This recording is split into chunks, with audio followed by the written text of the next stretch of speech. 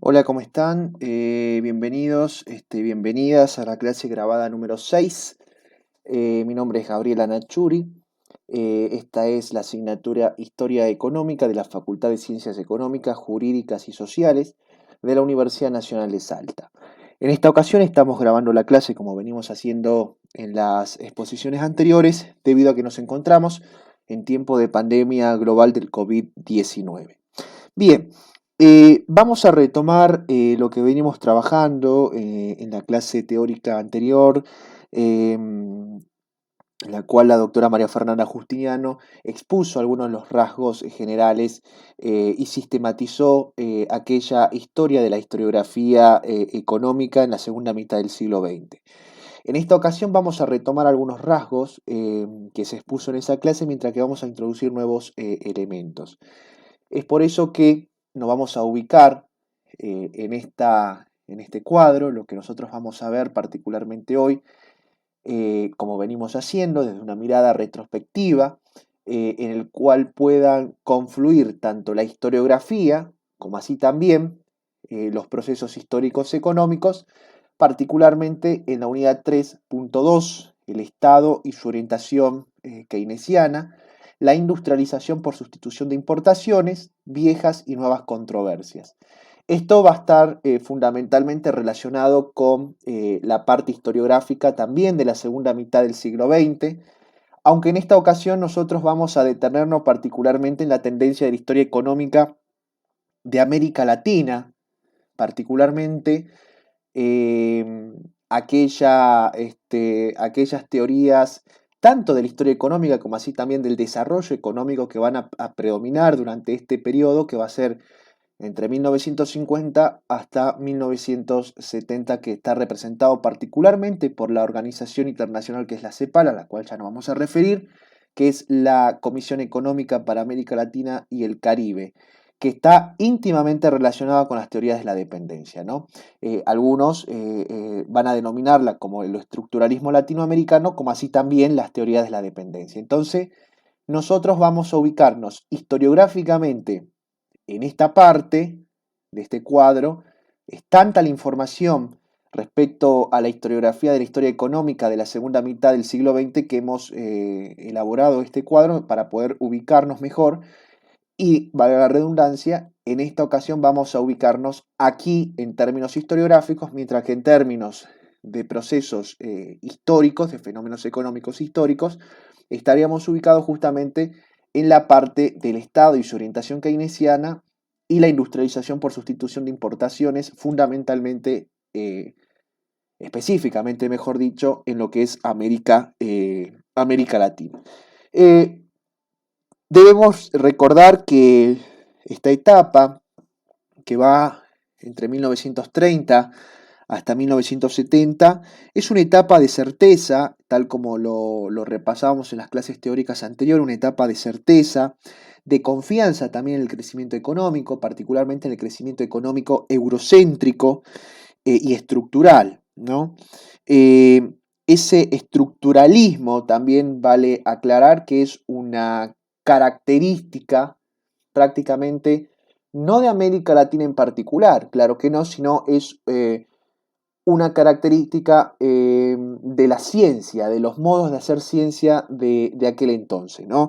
Esos modos de hacer ciencia en el cual partimos a analizar, a planificar a partir de categorías preestablecidas, condicionadas, en las cuales no existe la independencia de los sujetos, el sujeto no existe por fuera de las estructuras, es una característica de hacer ciencia en el cual vamos a generalizar, analizar, por lo general, bajo la redundancia, periodos de mediano y de largo plazo. El sujeto no existe por fuera de las estructuras, esto no quiere decir que no haya algunos o algunas que empiezan de alguna manera a resquebrajar este estructuralismo, pero que de alguna manera su esfuerzo sería en vano en esta época, porque el estructuralismo como modo de hacer ciencia está muy afianzado, al menos entre 1950 hasta 1970, luego ya, como veremos oportunamente, eso ya empieza a resquebrajearse por diferentes motivos que en su momento podremos analizar.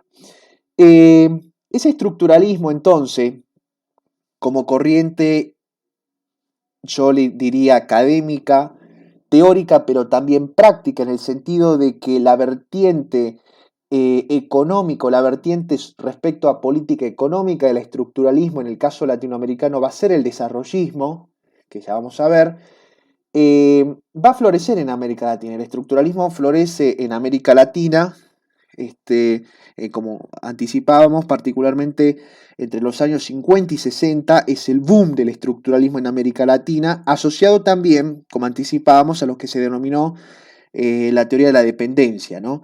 Algunas de cuya vertiente seguirán más bien otras corrientes de pensamiento con fuerte influencia marxista, o analizaban muy bien las relaciones políticas y sociales características de las economías externamente dependientes, en las cuales, como bien va a destacar algunas obras como Cardoso y Faleto en 1969.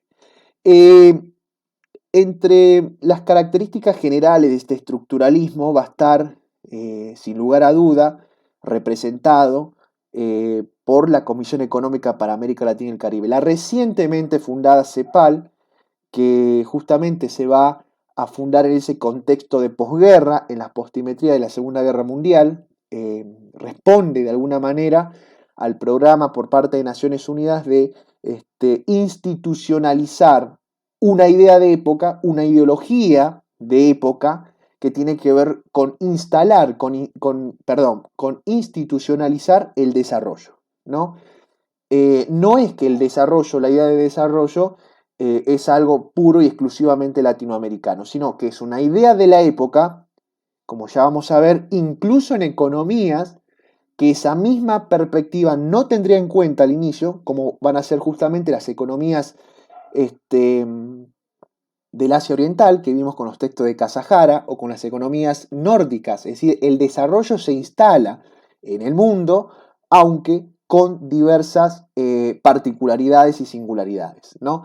Recuerden ustedes que en el caso del Asia Oriental, ese desarrollismo que también tiene a la industria como un patrón común, que también va a tener al Estado como un patrón, un elemento, como un sustento de ese proceso de industrialización, tiene sus características. Recuerden ustedes que en el caso de los países nórdicos, cuya formación de una sociedad de bienestar ya viene antes de la Segunda Guerra Mundial, y que en todo caso podemos decir que a partir de la Segunda Guerra Mundial se va a consolidar ese modelo de desarrollo, también está presente el Estado. Ahora vamos a ver cuáles son las particularidades justamente en el caso latinoamericano, que podemos anticipar, claro, que la CEPAL va a constituirse como la organización internacional en la cual se van a nuclear los principales académicos estructuralistas que van a ir marcando tanto las políticas económicas que van a llevar a cabo varios países de las regiones, incluyendo la Argentina, la cual ya vamos a ver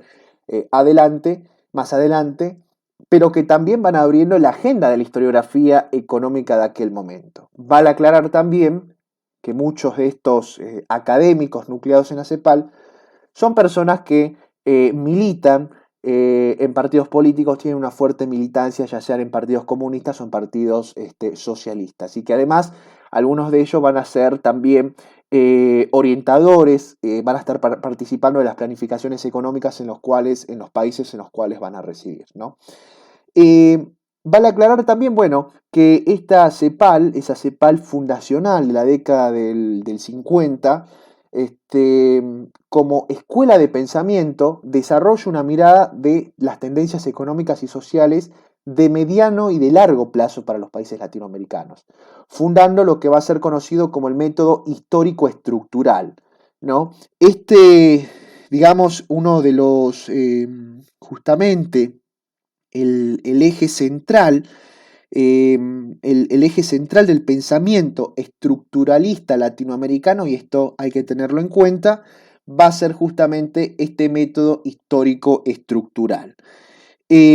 Uno de los elementos centrales también de este análisis va a ser el fuerte énfasis en los fenómenos de desarrollo y de subdesarrollo, como elementos justamente de una economía mundial integrada. ¿Esto qué quiere decir? No como etapas de desarrollo de países individuales, como por allí han tendido a visualizar algunas economías más, algunas teorías económicas más ortodoxas, sino como elementos integrales de un proceso global de desarrollo, ¿no?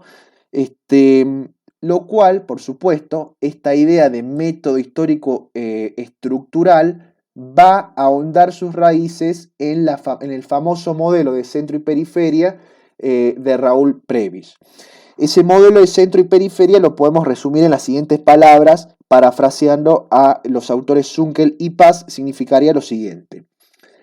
Es el distanciamiento creciente entre países desarrollados y subdesarrollados, producido durante los últimos 2 siglos.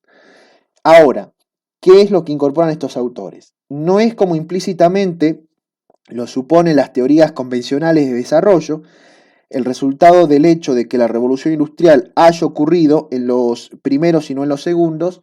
Por el contrario, el análisis histórico del conjunto revela que la revolución industrial abarcó simultáneamente ambos grupos de países, transformando radicalmente sus estructuras y creando en los centros sistemas socioeconómicos capaces de generar y autosustentar un crecimiento dinámico y sistemas dependientes en la periferia. Esto es importante porque el modelo de centro y periferia y el método histórico estructural van a ser los ejes centrales, tanto metodológicos, teóricos, pero también al momento de la planificación por parte de políticas económicas de un punto de vista del estructuralismo latinoamericano. Estructuralismo latinoamericano que vale aclarar entonces que desde el método histórico estructural se va a preguntar justamente cómo las instituciones y las estructuras productivas heredadas condicionaron la dinámica económica en los países en desarrollo. Bien,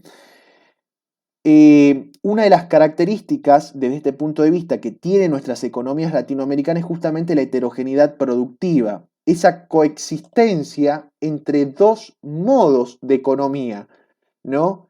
Una un poco más moderna, y sobre todo esto se va a dar en las regiones más vinculadas a la exportación, y aquellas economías en las cuales aún predominan rasgos tradicionales de relaciones laborales que ocurren en un mismo espacio. Bien, ahora, la idea del desarrollo, la idea de la industrialización y el mercado internismo van a constituir los pilares del pensamiento cepalino. Entonces, de este modo vamos viendo cómo el periodo estructuralista latinoamericano va a ir instalando un modelo de desarrollo, que ese modelo de desarrollo se basa en la industrialización y particularmente en el mercado internismo. Acá vemos podemos identificar una de las características respecto al modelo de desarrollo que se va a instalar en otros espacios del mundo, en la misma época, ¿no? Como por ejemplo Asia Oriental, en el cual esa industrialización no solo va a tomar el mercado internismo, sino también el mercado exterior. Recuerden ustedes que el Japón ya para la década del 55, 60, para ser más específico, va a ahondar en un vertiginoso proceso de industrialización ya no solo dirigido al mercado internismo, sino también a la exportación. La matriz estructuralista por lo general tiende a generalizar, esto que ya advertíamos, y van a poner un fuerte énfasis en que, entre comillas, claro, que todos los males actuales de su actualidad, de su presente, de los 60 y los 50, han sido sobre todo cuestiones que América Latina viene heredando desde muy largo plazo, particularmente desde el periodo colonial. Luis Bertola, en un artículo reciente, va a sostener de que esa historiografía característica del estructuralismo latinoamericano ha sido en su mayoría escrita por académicos latinoamericanos. Entre los principales o entre los más referentes va a encontrar a Celso Furtado, Tulio Alperindón, guía argentino, Fernando Enrique Cardoso y Enzo Faleto, Osvaldo Zunkel y Pedro Paz, Ciro Flammarion Cardoso y Héctor Pérez Brignoli, Agustín Cueva, entre otros. ¿A dónde encuentra Luis Bertola cuando se pregunta cuáles han sido los académicos que influyeron o las tendencias académicas que influyeron para formar ese estructuralismo latinoamericano, la cabeza intelectual de ese estructuralismo latinoamericano? Bueno, lo encuentra en el pensamiento estructural propiamente dicho, que es tan característico de los modos de hacer ciencia de esa época, los modelos económicos desarrollistas y en cuestión historiográfica particularmente el marxismo, y aunque también el autor va a encontrar algunos rasgos de los anales. Estos estudios son estudios generales que también van a tener apoyos en estudios nacionales y regionales. La CEPAL entonces ya nace de alguna manera con esa pretensión de poder incorporar o de llevar a cabo justamente ese modelo de desarrollo, ese modelo de industrialización que está recorriendo el mundo occidental en América Latina. Se entendía de que para poder ser una sociedad moderna era necesario la industrialización y el desarrollo. De hecho, cuando nosotros analizamos los primeros informes, y esto los invito y las invito a recorrer, a consultar la página de la CEPAL, que aparte tiene una cantidad de datos estadísticos muy interesante, que permite hacer estudios comparativos, que permite armar ya tablas y gráficos de diferentes variables y desagregarlas por países, por regiones, no solamente de América Latina, sino también del mundo. Esta CEPAL, que está en su proceso fundacional, además también en esa página que está disponible, es de acceso público, ustedes cuentan con los documentos de cada una de las reuniones que se llevaron a cabo en la CEPAL. Yo en este caso le traje para mostrarles la primera sección en la cual van a acudir diferentes académicos de los países latinoamericanos que se van a celebrar entre el 7 al 25 de junio de 1948. Se narró un documento en el cual se subrayó la necesidad urgente de realizar un estudio básico sobre la situación económica en América Latina.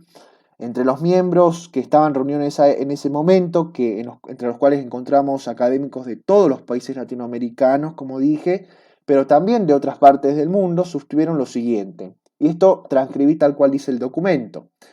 Se hizo reiteradamente hincapié en que la falta de datos estadísticos o económicos acerca de los diversos aspectos y sectores de la estructura económica latinoamericana constituía una grave falla y dificultaba dificultaba de sobremanera el estudio del problema concreto y la búsqueda de soluciones adecuadas a lo mismo. Por esa razón, se señaló como imprescindible el estudio de las actividades agropecuarias, mineras, industriales, de la energía, de la maquinaria, de los equipos, de los transportes, del comercio y de las finanzas. Atención con esta parte. Acá en la segunda parte vamos a ver cuáles son las prioridades para esa recientemente fundada CEPAL. Si bien en su primer informe, entonces, resultado de aquella reunión, no se incluyó aún la cuestión social, no la desconoció. Ahora, acá se ve cuál es el modelo de desarrollo que va a instalarse. Ese modelo de desarrollo, según esa primera reunión en la CEPAL, sería lo siguiente. La Comisión Económica para América Latina fomentaría el mejoramiento social indirectamente. Es decir que, bueno, continúo y ahora lo explico. Contribuyendo al desarrollo industrial y técnico del continente. Y acá vemos también otra diferencia respecto a los otros modelos de desarrollo que están siendo contemporáneos a el modelo de desarrollo cepalino o el estructuralismo latinoamericano. En el modelo de desarrollo latinoamericano de ese momento, si bien se reconoce que hace falta las mejoras sociales, pero no se lo va a incluir como lo prioritario. Lo prioritario, podemos aseverar en este sentido, es puro y exclusivamente la economía. Y esa economía tiene que ver con contribuir al desarrollo industrial y técnico del continente. La diferencia es que otros modelos de desarrollo, y acá no me estoy refiriendo particularmente al modelo de desarrollo que hemos visto en el texto de Kasahara, sino me estoy refiriendo al modelo de desarrollo de los países nórdicos, justamente lo social o el bienestar social constituye uno de los pilares del desarrollo en ese caso. Y ya estamos en la segunda mitad del siglo XX, es decir, que son contemporáneos estos modelos de desarrollo. Bueno, esto que ya anticipaba en líneas anteriores, hace mucho énfasis entre los rasgos teóricos y metodológicos. Perdón, vamos a tomar un poco de agua.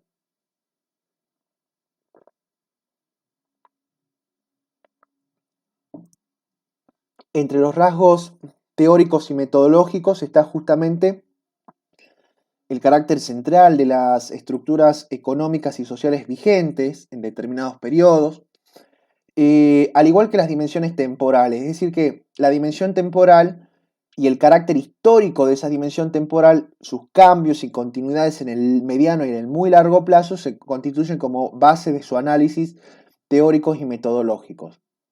El énfasis está puesto entonces justamente en los fenómenos de desarrollo y de subdesarrollo como elementos de una economía mundial integrada, esto que anticipaba en líneas anteriores, no como países individuales, sino que justamente son elementos integrales del proceso global de desarrollo. Y ahí lo que ya le leía textualmente en las líneas anteriores, como el principal modelo de esa estructura, de ese estructuralismo cepalino latinoamericano de los 50, me atrevería a decir hasta los 70, es justamente esa visión de Raúl Prebisch de una economía mundial como un sistema de centro y periferia. Los aportes de Raúl Prebisch junto a los otros académicos han sido indiscutiblemente aportes que han rebasado las fronteras tanto nacionales como las fronteras latinoamericanas. Tuvieron mucho influjo en diferentes académicos a nivel global. Estas son teorías que tienen un impacto a nivel planetario. Recuerden ustedes que autores como Wallenstein van a volver a retomar las teorías de centro y periferia de Raúl Prebisch. Incluso, a pesar de que la utiliza para hacer una crítica o para marcar las diferencias respecto al modelo de desarrollo del Asia Oriental, Kazahara, que es el autor que habíamos leído anteriormente, también va a utilizar de alguna manera el modelo base de ese estructuralismo latinoamericano de los 50 hasta los 70. Yo acá les traje algunos recortes de los textos de los principales académicos, es decir que no haríamos, son muchos los académicos que en esa época básicamente todos, prácticamente todos, esto no quiere decir que no haya personas que no lo hagan, casi todos los académicos de las ciencias sociales en general y la historia económica en particular van a participar directa o indirectamente, explícita e implícitamente del estructuralismo latinoamericano. Yo acá traje algunos de los más referentes, esto no quiere decir que los demás sean menos importantes, sino que por cuestiones de tiempo y de espacio no tendríamos posibilidad de poder presentar a todos estos autores. Fíjense en los títulos también de esta obra. Y aparte hay que aclarar que la mayoría de estos participan del núcleo académico de la CEPAL, forman parte de CEPAL, debaten en CEPAL, pero además están participando en la CEPAL. A excepción de algunos historiadores como Tulio Alperindongui, pero que Tulio Alperindongui, que es argentino, es invitado reiteradas veces a participar de los seminarios y de las clases que la CEPAL ofrecía y sigue ofreciendo, que se llama el seminario Raúl Prebisch, donde invitan por lo general académicos de las diferentes disciplinas de las ciencias sociales. Todos estos que yo voy a presentar ahora son académicos que están dentro del núcleo académico, pero también del staff de la CEPAL de ese momento. Celso Furtado, por ejemplo, en su obra titulada La economía latinoamericana desde la conquista ibérica, publicada en 1978, va a sostener lo siguiente. La idea de esta parte de la presentación es que podamos apreciar la escritura o el influjo de la historiografía económica latinoamericana estructuralista en estas narraciones. Los rasgos esenciales, dice Celso Furtado, de lo que será la estructura social de los países latinoamericanos tiene sus orígenes en la forma que tomó la conquista española y en las instituciones que implementaron los españoles y portugueses para crear una base económica capaz de consolidar la conquista de las nuevas tierras. Acá es evidente el influjo que va a tener esa idea de que la herencia colonial, de alguna manera, y de ese momento del capitalismo embrionario, desde esta perspectiva, habría sido el origen de los males de ese presente en el cual están los académicos de América Latina. Otro de los referentes de este pensamiento va a ser Fernando Enrique Cardoso y Enzo Faleto. Fíjense en el título de esta obra, que es una obra de referencia para poder conocer o acercarnos a estas perspectivas estructuralistas. Vale aclarar que a quien le interese esta obra, que les recomiendo, ofrece muchos datos interesantes. Son obras que están en su mayoría digitalizadas y nuevamente insisto, consultar la página de la CEPAL, a donde también aparte van a poder encontrar estas obras. Yo acá me voy a dar el tiempo para leer completo este párrafo que extraje del texto este de Cardoso y Faleto, que se va a titular Dependencias y Desarrollos en América Latina, publicado en el año 1967.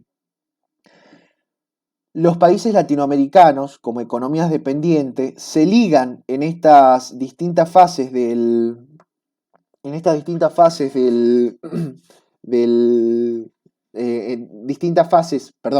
proceso capitalistas a países distintos que actúan como centros, ¿no? Como centros y cuyas estructuras económicas inciden significativamente en el modo que adopta la relación, el procedimiento de la vinculación con las metrópolis peninsulares, España o Portugal, durante el periodo colonial, la dependencia de Inglaterra más tarde y los Estados Unidos por último, no puede carecer de trascendencia. Así, por ejemplo, Inglaterra en el proceso de su expansión como economía necesitaba de alguna medida del desarrollo de las economías periféricas dependientes de ella, puesto que necesitaba que se le abasteciesen de materias primas, requería por consiguiente que en la producción de economías dependientes lograra cierto grado de dinamismo y modernización. Acá, mientras que en el texto de Furtado Celso es evidente el influjo que tiene esa perspectiva de la herencia colonial y de que las instituciones heredadas de la época colonial es el origen de todos los males, por así decirlo, entre comillas, de esa América Latina subdesarrollada también entre comillas, en el caso de Cardoso y Faleto, es evidente el influjo que tiene el modelo, le voy a llamar modelo histórico estructural de Prebisch, en el cual identifica los centros y las periferias, ¿no? Y que en todo caso él hace un análisis de muy largo plazo en el cual desde la propia conquista hasta la actualidad América Latina fue variando de centro, pero siempre se encontró bajo una situación subordinada de periferia. Bien, otros autores van a ser como André Gunder Frank, cuya tesis, él escribe la famosa tesis del subdesarrollo capitalista, publicado en 1967. En esa obra él va a subrayar cómo en América Latina la estructura y el desarrollo del capitalismo, luego de tantos siglos, mantuvieron las brechas y la desigualdad y el subdesarrollo en América Latina. Ahí nuevamente, al igual que Cardoso y Faleto, va a nutrirse del utillaje teórico y metodológico del enfoque histórico estructural y se pregunta cómo el desarrollo histórico del capitalismo se empieza a introducir a partir de la conquista, que ese capitalismo que se introduce a partir de la conquista de alguna manera va a imponer a América Latina una estructura expoliadora y una estructura y una estructura extractivista. Acá hago un paréntesis. Esa idea de economía extractivista después va a ser retomada por otros historiadores económicos que no son de América Latina, pero que están fuertemente influenciados y participando de estos debates estructuralistas, como Ruggero Romano, italiano, que además está en América Latina. Él viene mucho a América Latina, participa en las reuniones de CEPAL también. Desde una mirada monetarista, Ruggero Romano, nutriéndose de estos aportes de André Gunder Frank, y esta idea de que el capitalismo extractivista vendría a ser una de las raíces del subdesarrollo latinoamericano, Ruggero Romano va a decir que eso es así y que entre el siglo XVI hasta el siglo XVIII-XIX las riquísimas fuentes de plata que poseía Hispanoamérica habrían sido el motor que impulsó al desarrollo en Europa Occidental, particularmente en Inglaterra, mientras que permitió el crecimiento de Europa, significó el empobrecimiento de América Latina, ¿no? Ahora, ¿qué nos dice André Gunder Frank? Que a pesar de que, bueno, el capitalismo, ese capitalismo embrionario desde esta perspectiva se instala ya en el siglo XVI, tras los procesos independentistas,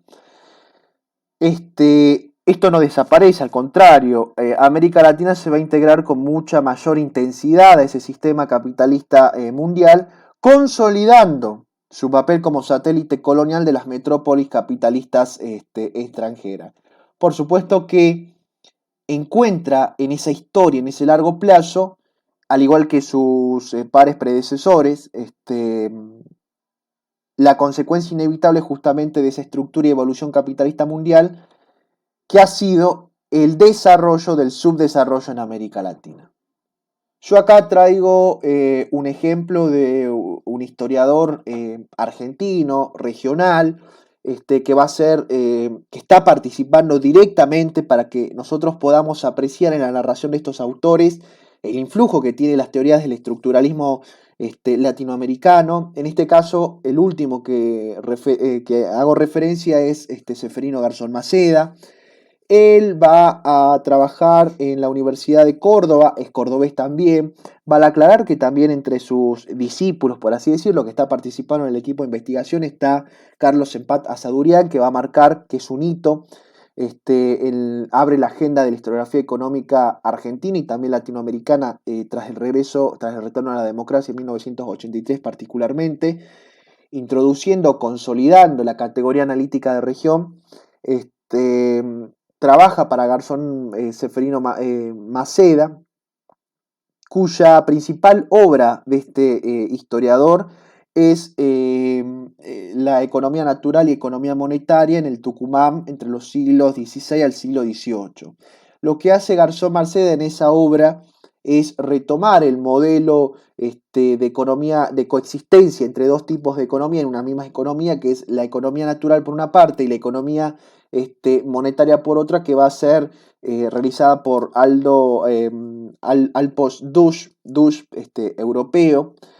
Él busca la manera de poder observar si ese modelo de coexistencia de dos tipos de economía, una economía más tradicional y una economía más monetarizada, se refleja también en ese Tucumán virreinal. En esa obra, el autor inicia diciendo lo siguiente, a donde podemos ver los rasgos, los influjos que tuvo el estructuralismo cepalino en sus pensamientos. Él dice que los problemas que actualmente se plantean en los países latinoamericanos, en proceso de desarrollo económico y social, tienen sus orígenes en las estructuras económicas coloniales. Acá nuevamente se ve el influjo de André Gunder Frank, al decir que esas estructuras económicas coloniales no desaparecen totalmente con la independencia, sino que llegan a acrecentarse después de 1825 por la dependencia de economías dominantes europeas y y justamente también angloamericanas. Bueno, ahora me gustaría presentarles, en las filminas anteriores nosotros buscamos la manera de sistematizar cómo de alguna manera ese estructuralismo latinoamericano, que va a poner el fuerte énfasis en el desarrollo, en el largo y en el mediano y en el largo plazo, en la industrialización particularmente, y su fuerte modelo de centro y periferia, donde su principal referente va a ser, sin lugar a duda, Raúl Prebisch, tuvo su influjo en las narraciones de la historia económica, pero también de la escritura de la propia economía de aquel momento. Ahora a mí me gustaría sistematizar cómo los límites, los alcances, las posibilidades que ofreció en la práctica estas políticas económicas desarrollistas o industrialistas en el caso de América Latina. Para eso nosotros hemos tomado algunos modelos de países, por supuesto que no podemos, por cuestiones de tiempo particularmente, no podemos abordar la totalidad de América Latina, aunque hay algunos gráficos en los cuales se va a presentar la totalidad de los países latinoamericanos, por una parte, y por otra parte también nos interesa comparar, porque la comparación es fundamental en los estudios que abordemos para poder de ahí poder sacar las propias balance de hasta qué punto fue favorable, en qué benefició, en qué no tanto estas políticas económicas. Es por eso que nosotros entonces ahora hacemos una descripción general, un balance de las políticas económicas desarrollistas y de ahí en más también vamos a a comparar con los otros modelos de desarrollo que además vale aclarar que son contemporáneos a estos modelos de desarrollo, ¿no? Como el caso del Asia Oriental y como el de los países nórdicos. Lo primero que nosotros tenemos que entender, y acá me voy a hacer referencia a los textos de... esperen que lo tengo anotado acá. A los textos de Pablo Gerchunov y Lucas Liach, dos economistas dedicados a la historia económica y la historia del desarrollo latinoamericano, que trabajan en la Universidad Torcuato Di Tella, en un texto que ustedes tienen disponible, que les recomiendo que lo vuelvan a consultar, que se llama justamente, a ver que se me fue la página, que se llama Dos siglos en la economía del plata, 1810 al 2010, que es un capítulo que se ha publicado en una obra de mayor compilación que se llama Institucionalidad y Desarrollo Económico en América Latina, que fue coordinada justamente en el año 2011 por Luis Bértola y Pablo Gerchunov, y que es una obra que de alguna manera formó parte de las publicaciones que va a llevar a cabo la CEPAL en el 2011, como una manera de aportar a los debates que se van a dar de cara a los bicentenarios de las independencias latinoamericanas, para poder hacer un análisis económico de largo plazo. En ese capítulo, los autores, al momento de referirse a la Argentina e identificar el proceso de industrialización, lo primero que ellos nos advierten es que ese impulso de política económica hacia la industrialización no puede haber sido o no tuvo, identifican ellos, solamente un componente de reacción ante circunstancias mundiales, sino también consideradas de orden distributivo. Hay un gran debate respecto a las industrializaciones. Ustedes seguramente habrán escuchado oír de las famosas ISIS, industrialización por sustitución de importaciones. Acá hay un debate sobre hasta qué punto ha sido las ISIS una respuesta que han llevado a cabo los países latinoamericanos ante los choques macroeconómicos externos negativos que estaban pasando durante el periodo de la Segunda Guerra Mundial. Bueno, lo que nos dicen los autores, al menos que en el caso argentino, esto no puede ser del todo así, aunque no niegan que también pudo haber sido así, sino que también de alguna manera tiene que las políticas de industrialización pueden haber respondido a un orden de política de redistribución también. Y esto es importante, porque acá vuelvo a retomar algunas líneas que veíamos anteriormente. ¿Qué era el desarrollismo en esa época? Nosotros decíamos entonces que ese desarrollismo es una idea global, no es una exclusividad latinoamericana, tampoco es una exclusividad de Occidente. Lo que sí es que en el caso de América Latina ese desarrollismo tiene una fuerte carga, me atrevería a decir ideológica, pero también eurocéntrica y occidental. Ahora, hay diferentes modos de desarrollo contemporáneos que están existiendo, que se están desarrollando, valga la redundancia. Tenemos el modelo de desarrollo de Asia Oriental, que ustedes tienen el texto de Casajara. Tenemos ya el modelo de desarrollo basado fundamentalmente o con fuerte énfasis en el bienestar social de los países nórdicos. Y tenemos este modelo de desarrollo latinoamericano que estamos viendo. El desarrollismo, va a decir en otra obra Pablo Gerchunov y Lucas Liach, que también les recomiendo, que se llama El ciclo de la ilusión y el desencanto. Creo que está digitalizada, quien le interese me lo puede pedir y podemos buscar la obra digitalizada. De todos modos yo la tengo en formato papel. Ellos van a identificar que el desarrollismo entonces, el punto de partida del desarrollismo era un diagnóstico aplicable a todas las regiones del mundo, que todavía no habían completado su industrialización. Esto es muy importante atender, ¿no? Porque el primer postulado sobre el que se basaba ese desarrollismo justamente era en una fuerte crítica o pesimismo respecto a las exportaciones de productos primarios. Acuérdense ustedes que voy a hablar de Argentina, pero esto lo podemos muy a grosso modo pronosticar para toda América Latina. Entre 1870 hasta 1829, la mayor parte de los países latinoamericanos que habían alcanzado cierto grado de estabilidad política institucional inician un vertiginoso crecimiento económico, aunque muy desigual, claro, basado en la exportación de los bienes primarios. Ahora, el desarrollismo critica muchísimo eso, ¿no? De hecho, es muy pesimista respecto a las exportaciones de productos primarios, nutriéndose sobre todo de la famosa tesis de Raúl Prebisch.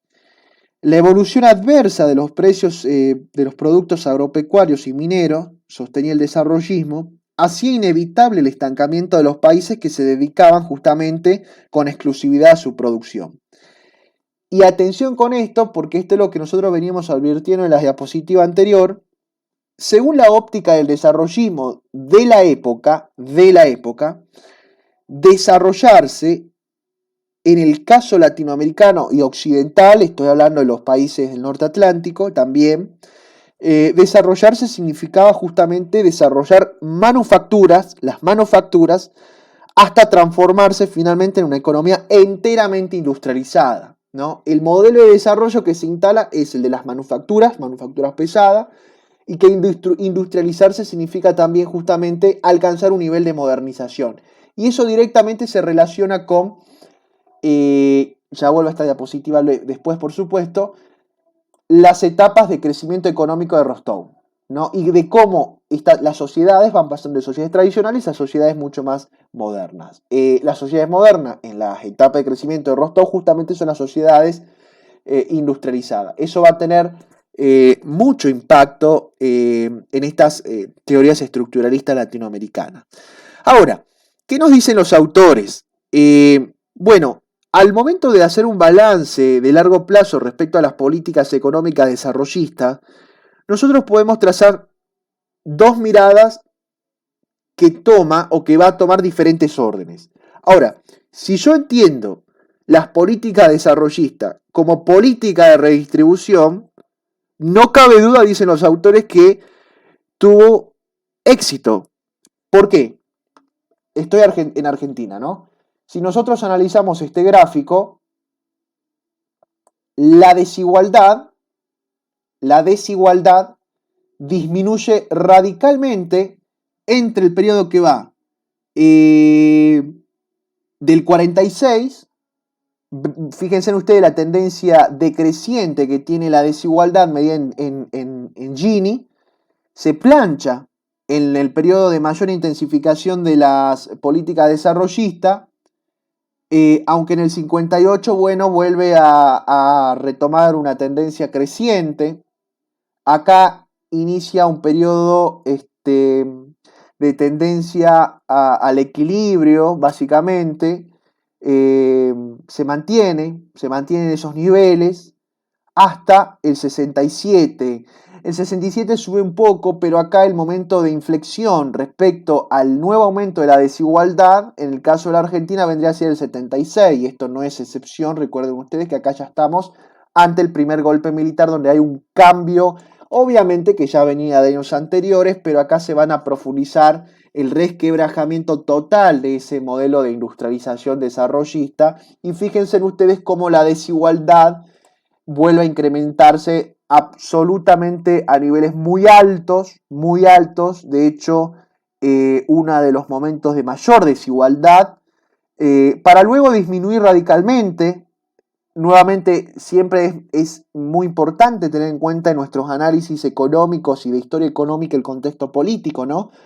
Porque acá cuando disminuye ya estamos en el retorno a la democracia, en la primera presidencia, sin lugar a duda, de Raúl Alfonsín. Entonces, ¿qué dicen los autores? Si nosotros lo analizamos como política redistributiva, no cabe duda que han sido muy exitosas, y lo podemos ver con los datos disponibles.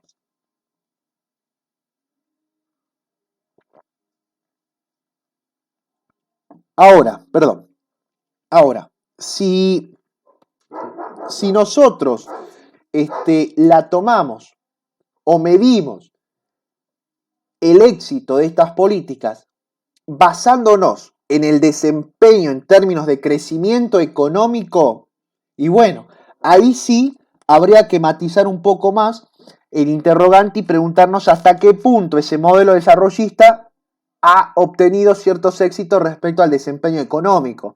Y los datos no son muy fiables, los datos no son muy positivos para al menos el caso argentino. Yo acá traigo dos datos, uno a nivel mundial y otro a nivel regional de Argentina. Fíjense en ustedes que en términos de PIB per cápita, la Argentina, que es esto, la liñita esta que está acá, que estoy señalando con el cursor, la Argentina empieza a estancarse, sobre todo a partir de la década de los 60, ¿no? Fíjense en ustedes, de los 60, y es pasada por otras economías a las cuales antes Argentina era mejor en términos de desempeño económico, ¿no? Como Francia, Holanda o España.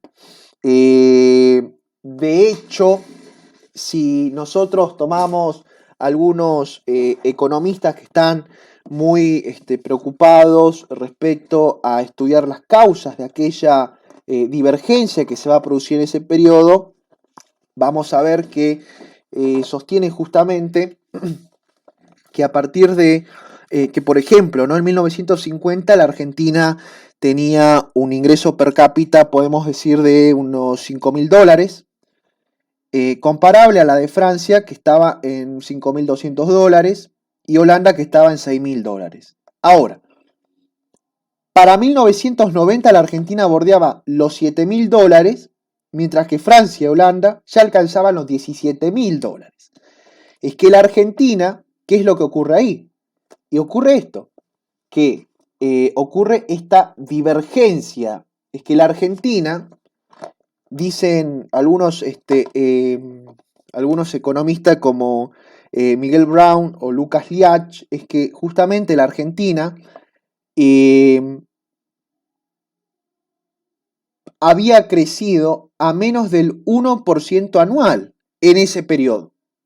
Solamente la Argentina crece al 1% anual en el periodo que va entre 1950 a 1990, mientras que Francia crece al 3,1%, Holanda al 2,7%. Es más, para 1973, la Argentina y España, por ejemplo, tenían aproximadamente el mismo PBI per cápita.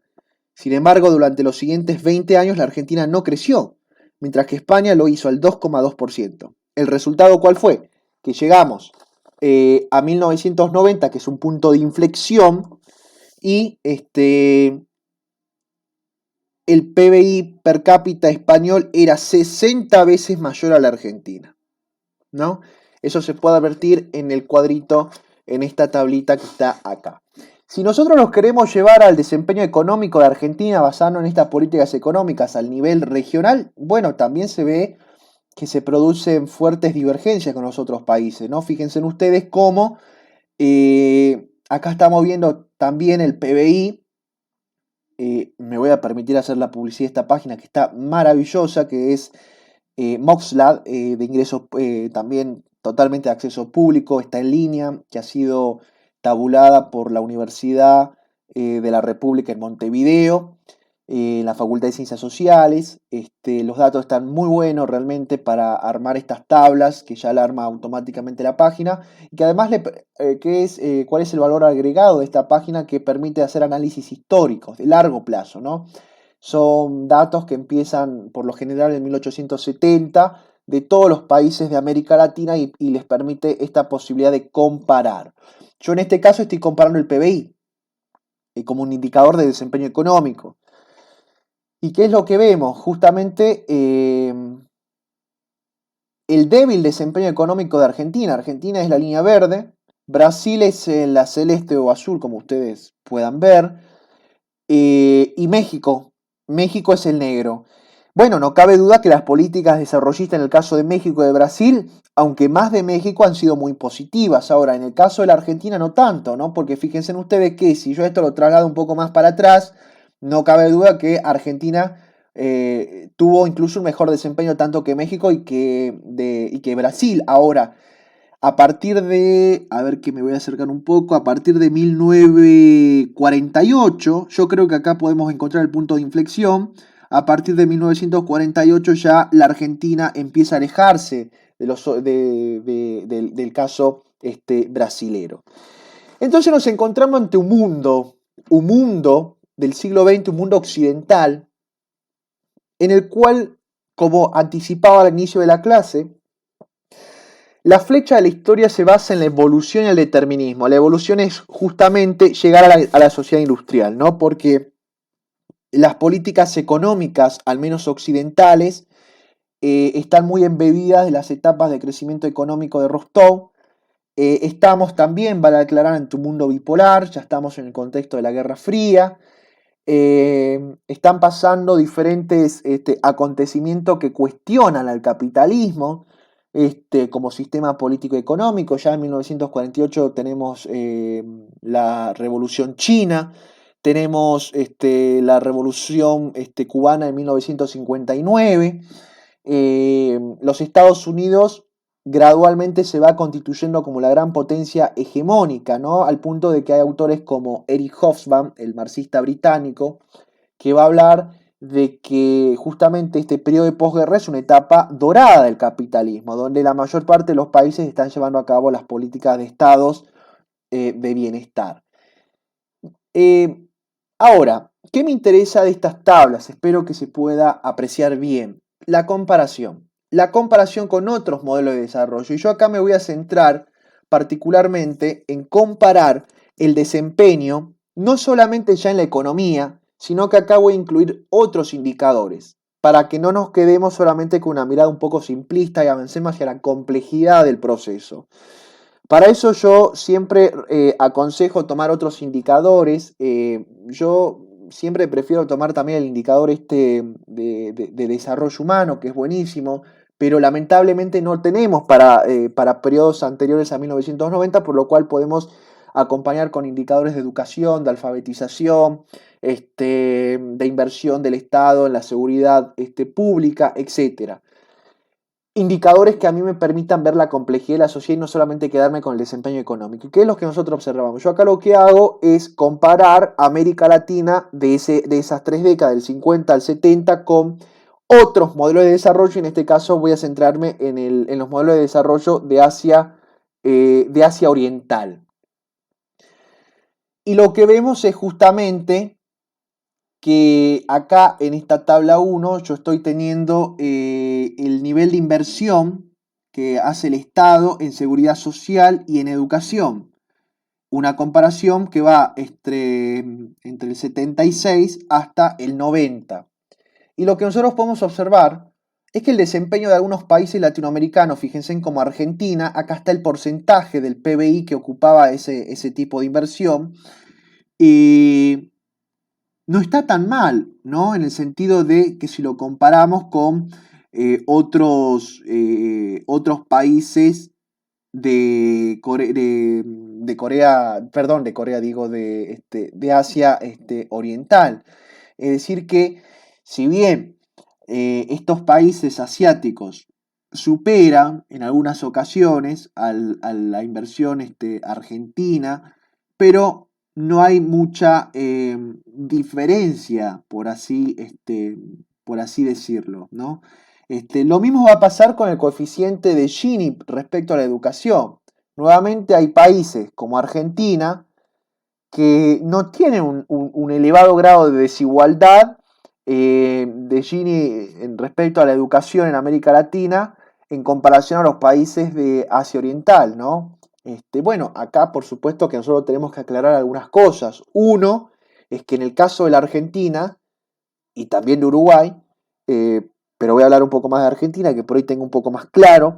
En el caso de la Argentina, la educación ya para esa época no es que se va a establecer con los modelos desarrollistas, industrialistas de esa época, sino que ya la educación ya forma parte de una política de Estado. En el caso de la Argentina, que venía de años, de hace mucho tiempo, particularmente de finales del siglo XIX, con la ley 1420, que como todos y todas ustedes sabrán, ya establecía la educación obligatoria fundamentalmente para los primeros años de escolarización, y aparte era totalmente pública, por lo cual la 1420 significa justamente que la educación pasa a constituirse justamente en una política estatal. Entonces no sorprende estos datos, porque la Argentina ya tenía cierta tradición, por así decirlo, en la educación. Y aparte porque hasta los 60 la mayor parte de la educación en el caso argentino fue de carácter público. Pero en este caso el desempeño, le podemos decir social, los desempeños sociales, si lo ponemos en comparación de algunos países latinoamericanos con otros modelos de desarrollo como el de Asia Oriental, no hay tanta diferencia. Ahora, sí vemos diferencia en otros elementos, en dos elementos que yo voy a enfatizar. Ahora, yo comparo acá Argentina con Noruega, Noruega que representa otro modelo de desarrollo, que son los modelos de desarrollo basados en el bienestar, de los modelos nórdicos, que hoy sabemos gracias a los textos que hemos leído,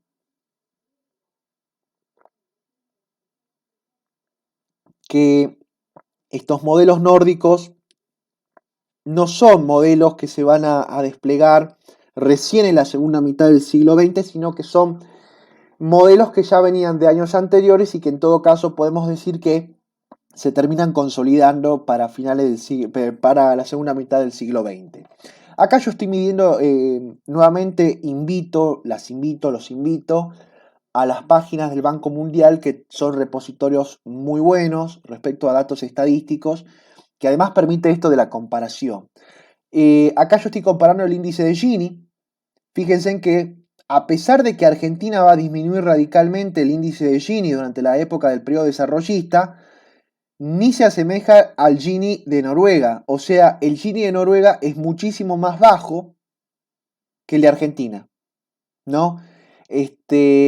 Eso indica que las políticas de bienestar, las políticas igualitarias, ya estaban muy presentes en esta época en estos países nórdicos y que por supuesto da a entender que de alguna manera tuvo mayor éxito que en este país latinoamericano que sería la Argentina, ¿no?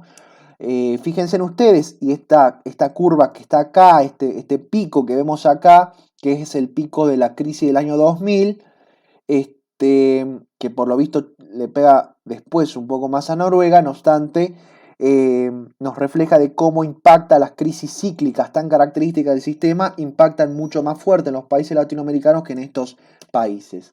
Ahora, comparando el modelo de industrialización con otro modelo que es contemporáneo, que es en este caso el modelo del Asia Oriental, y ya con esto vamos cerrando, que lo vimos muy bien y que recomiendo leer el texto de Kasahara, si tienen tiempo, leerlo completo, que está buenísimo, si no, más allá del capítulo 8 que ustedes tenían obligatorio para leer para la actividad, recomiendo leer también el abstract, el resumen al cual yo ahora me voy a referir, y los primeros capítulos. Los dos espacios del mundo, tanto América Latina como Asia Oriental, llevan a cabo un proceso de industrialización. Ahora, en los dos países, el Estado se constituye en un agente económico clave para la industrialización. En los dos países, el mercado internismo también, solamente que acá viene la diferencia. Que en el caso del Asia Oriental, la industrialización, que además está basada en tecnologías ya de puntas para la época, no solamente se va a concentrar en el mercado internismo, sino que además se concentra en una producción para la exportación. Ahora, ¿qué es lo que vemos en este gráfico? Es que al menos en las dos regiones, esta es una regionalización que hace el Banco Mundial de Asia Oriental y el Pacífico, que incluyen a todos los países asiáticos, no incluyéndola, por supuesto, a la India, porque estamos hablando de Asia Oriental, pero sí a la China. En el caso de América Latina, todos los países de América Latina. Vamos a ver que la industrialización aporta un porcentaje de valor agregado al PIB muy considerable en ambos países, aunque evidentemente más en el caso de Asia Oriental. Fíjense acá, lamentablemente no tenemos continuidad, pero esto está claro, que a partir de la lectura del texto de Kasahara, que aporta más del 30% al PIB de estos países, en el caso de los países latinoamericanos el 25%, pero no obstante acá hay algo que realmente merece la pena explicarse, merece la pena detenernos un poco, y este momento de quiebre. La década del 90 la década del 90 significa un fuerte momento de inflexión respecto a las industrias latinoamericanas y que lejos de transformar esas industrias, se las destruye, ¿no? Porque iniciamos un fuerte ciclo de desindustrialización. Fíjense en cómo disminuye la participación de la industria en el PIB per cápita de América Latina a partir de los 90, pero la caída es abrupta, mientras que en los países del Asia Oriental esto se va a mantener, y porque aparte porque acá hay todo un cambio, ¿no?, de industrialización hacia la producción de bienes, de servicios particularmente, mientras que en América Latina hay un proceso de desindustrialización. Eh, es muy interesante, un artículo que voy a proponer que leer, que el artículo se llama Las asimetrías del desempeño económico en América Latina y Asia Oriental, ¿no? Un análisis comparativo de dos autores brasileños, Eduardo Alberto Crespo y Bruna Machado Targino. ¿Qué es lo que ellos van a sostener? Ellos van a partir de un análisis histórico desde finales del siglo XIX, están parados en esta idea de la teoría de la gran divergencia, y que van a sostener que durante el siglo XIX, por supuesto que cuando ellos hacen el análisis, cuando están hablando del Asia Oriental, no están tomando en cuenta o indican de antemano que Japón constituye una excepción. Japón es una excepción al resto de los países. Ahora, es interesante porque ellos analizan y sostienen que durante el siglo XIX, cuando se inicia la gran divergencia, América Latina tuvo mejores resultados en términos de desarrollo, de desempeño económico, que Asia Oriental, ¿no? Luego los desempeños se van a revertir, y se van a revertir sobre todo con el proceso de descolonización de los países asiáticos. Y esto es muy importante, porque el texto invita a explorar el influjo que tuvo los procesos de colonización y de descolonización en ambas regiones. En el caso del Asia Oriental, y acá lo podemos comparar con el texto de Kasahara, el proceso de colonización impulsa el desarrollo de los países. Acuérdense ustedes cuando Kasahara sostiene que Japón, que se va a convertir, digámosle, en el centro, Japón se constituye además en un modelo que van a seguir los países satélites como Corea del Sur. No ocurre eso en América Latina. Acá también habría que debatir, Japón lo podemos tomar en el caso de Asia Oriental como un líder transregional que va a impulsar el desarrollo económico de esos países satélites. Habría que preguntarse también si en ese momento de industrialización en América Latina podemos hablar de algún líder económico, y si es así, si hay un líder económico, hasta qué punto ese líder económico impulsa el desarrollo de los otros países o no. Yo dejo esto picando para poder debatirlo. Yo creo y estoy convencido de alguna manera que uno de esos líderes de desarrollo es Brasil. Ahora, Brasil no impulsa ni tampoco no se logra de alguna manera sumar los otros países latinoamericanos a tomarlo como modelo a ese líder, entre comillas, regional que pudo haber sido Brasil. Ahora, sí ocurre eso en el caso del Asia Oriental, donde el líder es Japón, y Japón como centro, como líder, impulsa el desarrollo de los otros países. Eso me lleva a la conclusión también de esta clase, que la voy a hacer a partir del abstract del texto de Kasahara, porque en el caso del Asia Oriental, en el cual hay un líder, hay un centro que impulsa el desarrollo económico industrial de las periferias, por ponerlo entre comillas, y de los países satélites, que le permite a Kasahara justamente contradecir la teoría de centro y periferia del estructuralismo latinoamericano que tanto aportó a la agenda de la historia económica y del desarrollo económico. Fíjense en que Kasahara inicia justamente su tesis diciendo lo siguiente, esta frase que le voy a leer textualmente.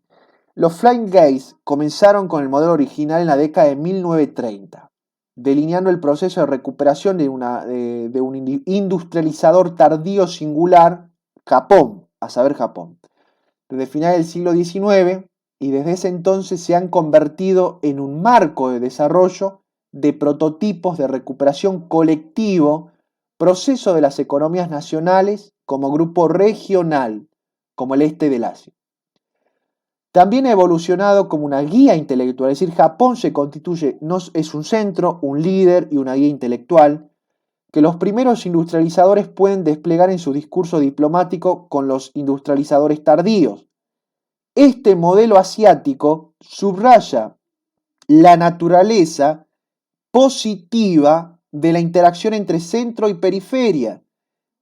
Hago un paréntesis. En el caso del Asia Oriental, esa interacción entre centro y periferia, al cual tanto va a criticar los estudios estructuralistas latinoamericanos, y sobre todo origen del subdesarrollo latinoamericano, en el caso del Asia Oriental, es beneficioso. Japón impulsa el desarrollo de las periferias, por así decirlo, o de los países satélites. Y el autor dice que contrasta claramente con las perspectivas críticas de la escuela estructuralista latinoamericana.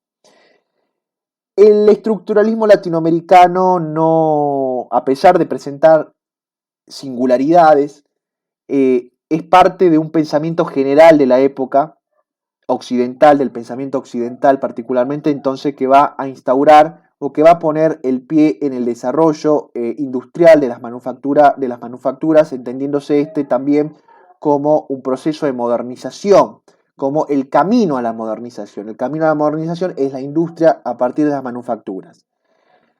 Estos célebres intelectuales, que vale aclarar que la mayoría de ellos también tiene una activa participación política en partidos políticos, que además no escapan a sus narraciones. En sus narraciones es evidente su vuelco hacia ciertas ideologías políticas.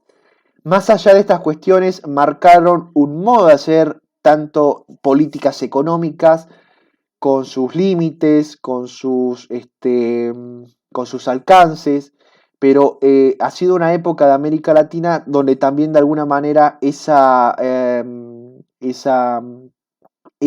academia marcó además la agenda de la historiografía económica latinoamericana, que vio los orígenes del subdesarrollo latinoamericano en el muy largo plazo, en las herencias coloniales, pero es una agenda historiográfica que invita a revisarla con nuevas herramientas teóricas, metodológicas, que nos permitan a nosotros enriquecer los análisis que propusieron en ese momento con nuevos y viejos problemas, ¿por qué no?